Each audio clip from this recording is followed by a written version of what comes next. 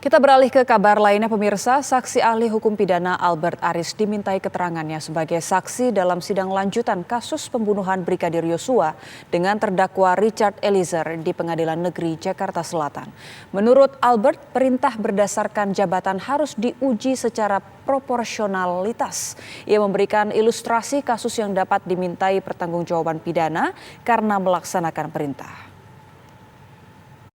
Perintah jabatan itu memang membenarkan perbuatan yang dilakukan. Semua tergantung cara, keadaan, sarana, prasarana yang digunakan untuk memberikan perintah dan juga melaksanakan perintah tersebut. Mungkin contoh klasik karena tadi saya bilang tidak banyak referensi buku yang mengulas tuntas tentang Amtulak Bevel ini. Contoh perintahnya adalah klasik ini. Ya, supaya saya tidak salah, saya langsung ambil aja dari bukunya langsung kan.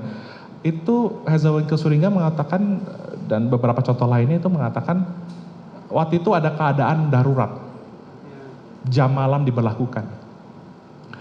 Seorang wali kota, karena tadi sudah saya mengatakan bahwa perintah jabatan ini perkembangannya adalah public rhetoric for holding, ya, tidak harus hubungan militer juga ya, dalam perkembangannya ada terjadi seperti itu. Dia memerintahkan setiap orang yang keluar jam malam lewat dari jam 8 malam tembak semuanya. Ini pernah ada kejadian seperti itu. Nah, perintah seperti ini secara asas proporsionalitas diukur secara normatif pun itu nggak bisa dibenarkan.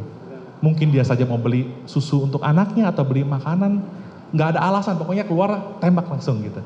Nah, hal seperti ini diuji secara proporsionalitas dan subsidiaritas. Dan apakah dalam kondisi tersebut ada keadaan tertekan, terpaksa dari si penerima perintah sehingga dia tidak punya pilihan lain selain melakukan itu. Harusnya ketika dia menerima perintah dari wali kota, setiap orang yang keluar lebih dari jam 8 malam tembak di tempat. Dia harus berpikir juga, apa betul ya saya harus lakukan ini. Makanya dalam konteks Amtulak Bevel itu berbeda dengan pasal 5, meskipun sama tapi agak sedikit berbeda daya kritisnya.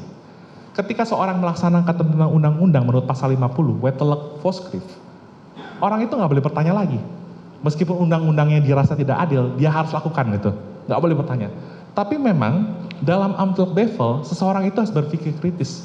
Dia setidaknya bertanya dalam hati. Kalau saya lakukan ini gimana ya? Kalau saya nggak lakukan ini resikonya apa ya? Kalau saya abaikan ini apa yang akan terjadi pada hidup saya? Dia berada dalam situasi terpaksa untuk melaksanakan perintah tersebut. Makanya saya bilang tidak cukup untuk menilai hal-hal tadi yang ditanyakan oleh yang mulia penuntut umum, yang terhormat penuntut umum maksud saya, dari sisi ukuran normatif deskriptif saja, tidak cukup.